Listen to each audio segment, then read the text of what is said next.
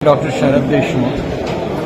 मैं नागपुर में consultant physician करके प्रैक्टिस करता हूँ और मैथकॉन 2023 ये कॉन्फ्रेंस में मैं चेयरमैन हूँ और हम लोगों ने ये कॉन्फ्रेंस 3 नवंबर से 5 नवंबर यानी आज तक के ये कॉन्फ्रेंस हमारे नागपुर में चल रही है।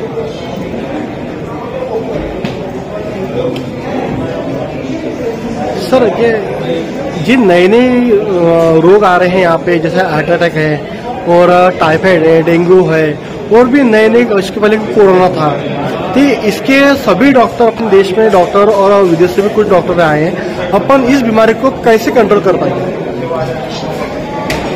ये सब जो नई बीमारियाँ आ रही हैं उसके बारे में ज़्यादा जानकारी पाने की ज़रूरत है। इसीलिए इस टाइप के कॉन्फ्रेंसेस हम लोग ऑर्गेनाइज करते हैं, जिससे हम लोग ये जो बीमारियां हैं, नई बीमारियां हैं, जैसे कि लोगों को स्ट्रोक होते हैं, लोगों को हार्ट अटैक्स आते हैं, ऐसे जल्द उम्र में आते हैं, तो उसके बारे में जानकारी ऐसे कॉन्फ्रेंसेस के जरिए ही लोगों को मिलती है। उनको उसके लिए क्या प्रिकॉशंस लेना चाहिए, क्या करना चाहिए, इसके बारे में जानकारी ऐसे कॉन्फ्रेंसेस में मिलती है। जैसे डेंगू है और बहुत सारे वायरसेस अभी नए आए हैं, इसके बारे में भी जानकारी ऐसे कॉन्फ्रेंसेस के द्वारा हम लोगों को मिलती है। और ये उसमें जो सबसे ज़्यादा रिसर्च हुआ है और जिसके बारे में बहुत सारा ज्ञान प्राप्त हुआ, वो यहाँ के लोग हम लोगों को आके लेक्चर के द्वारा सब लोगों को ये इन्फॉर्मेशन दी जाती है, जिसके कारण लोगों का नॉलेज बढ़े। जनताओं को इसके बारे में संदेश देना बहुत ज़रूरी है, क्योंकि फूड पॉइजनिंग ये होने का कारण ये होता है कि उसका जो हाइजीन है, फूड जो हम लोग जो खाने की चीज़ें बाहर से खाते हैं, लेते हैं, वो बहुत बार पुरानी होती है, स्टेल होती है और उस जैसा चाहिए प्रिजर्व करना चाहिए वैसा प्रिजर्व नहीं किया जाता है। तो इसलिए जब बाहर की चीज़ें हम लोग यहाँ पे खाते हैं तो उसमें ये होने के चांसेस बहुत रहते हैं कि लोगों को फूड पॉइजनिंग हो जाए, उनको डायरिया, उल्टियाँ और ऐसी टाइप की बीमारियाँ यानी फूड पॉइजनिंग जिनको बोलते हैं वो हो सकती है। तो घर का खाना ये सबसे अच्छा होता है, फ्रेश फूड खाना भी अच्छा होता है। और यदि हम लोग पुराना कुछ नहीं खा रहे हैं तो वो रेफ्रिजरेटर में, कोल्ड स्टोरेज में अच्छी तरह से रखने की जहाँ भी व्यवस्था है वहीं का फूड खाना चाहिए। और जो ठेलों पे मिलता है उसमें कंटामिनेशन होने के चांसेस ज़्यादा रहते हैं। कभी कभी पुरानी चीज़ें लोग बेचते हैं और उसके कारण ये बीमारियाँ होती हैं, तो ये जानकारी देना ज़रूरी है। हम ये बताते हैं कि जो भी हम लोग नॉलेज जो हम पेशेंट तक के पहुंचाते हैं और जो फार्मा कंपनीज अपनी दवाइयाँ बेचते हैं, उसमें सर्विस टू द पेशेंट ये रहना बहुत ज़रूरी है। और हम लोगों ने ये देखना ज़रूरी है कि हम लोगों की प्रॉफिट से ज़्यादा उन लोगों का भला होना चाहिए। ये केवल कहने में नहीं रहना चाहिए, लेकिन हमारा जो कार्य है उसमें भी वो होना चाहिए।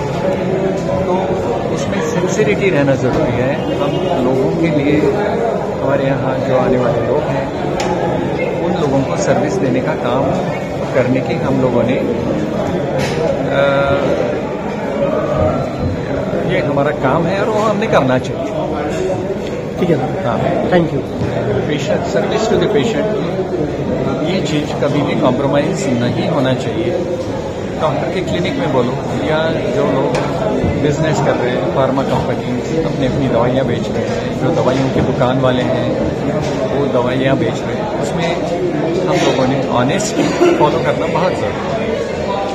Thank you. मी doctor Ramesh Mundle, scientific chairman Mathcon 23चा आहे आणि आतापर्यंत हा आजचा शेवटचा दिवस आहे। आम्ही 2 नोव्हेंबरपासून सुरू केलं होतं कॉन्फरन्स। पहिल्या दिवशी आम्ही वर्कशॉप घेतले होते। दुसऱ्या दिवशीपासून 3, 4 आणि 5 लागोपाठ कॉन्फरन्स सुरू झाली आणि एकावर एक सुंदर डिस्कशन झालं। सगळ्या टॉपिक्सवरचे लोक आले होते. जवळपास 1200 ते 1400 लोकांचं रजिस्ट्रेशन झालेलं आहे आणि सगळ्यांनी खूप त्यांची तारीफ केलेली आहे की ही कॉन्फरन्स खूप छान झाली आहे आणि आता काही वेळातच कॉन्फरन्स समारोपाचा समारंभ सुरू होणार आहे आणि अशी कॉन्फरन्स पुन्हा पुन्हा व्हावी नागपुरात अशी सगळ्यांनी इच्छा व्यक्त केली. सर, भारताचे आणि काही विदेशाचे डॉक्टर काय आपल्या इकडे उपस्थित झालेले आहे आणि बिमाऱ्या इतका रोगारोग रोज वाढत आहे. यावर तुम्ही काय सांगता? जसं हृदयरोग आहे, कॅन्सर रोग आहे, डेंग्यू रोग आहे, अनेक बिमाऱ्या हर सीजन वाईज रोग वाढत आहे आपल्याकडे. तर आपण सगळे डॉक्टर पण कसं याला कंट्रोल करता येईल? सीझन वाईज जे आजार असतात ते आजार शक्यतो इन्फेक्शनमुळे होणारे आजार असतात आणि काही आजार ॲलर्जीमुळे होणार असतात. तसे आजार आपण आटोक्यात आणण्याकरता प्रतिबंध करण्याचे जे उपाय असतात ते जास्त आपल्याला करावं लागतात. बाकी जे मेंदूचे किंवा लिव्हरचे किंवा हार्टचे जे आजार आहेत त्या आजारांचं निदान लवकरात लवकर झालं तरच मात्र त्यांना डॉक्टर मदत करू शकतात. उशिरा आलेले पेशंट नेहमी सिरियस असतात, बऱ्याच वेळा त्यांना मी मदत करू शकतो. सर, आता आज इतक्या दिवसापासून 3 दिवस तुमचं कॅम्पिंग सुरू होतं. हो, आतापर्यंत किती रजिस्ट्रेशन झालेलं आहे सगळ्या डॉक्टरचं? 1400 लोकांनी रजिस्टर केले. काय संदेश देणार तुम्ही? काय संदेश देणार म्हणजे? हा देणार की अशा प्रकारच्या कॉन्फरन्सेस जर नागपुरात होत राहिल्या नागपुरातल्या डॉक्टरचं किंवा जे महाराष्ट्रात पण आले चांद्या ते बांद्यापासून सगळे लोक आलेले या ठिकाणी त्यांना आम्ही एक संदेश देतो आहोत की लवकरात लवकर आपल्या गावाला जा आणि जे काही ते शिकला आहात त्याचा चांगला उपयोग करा. थँक्यू.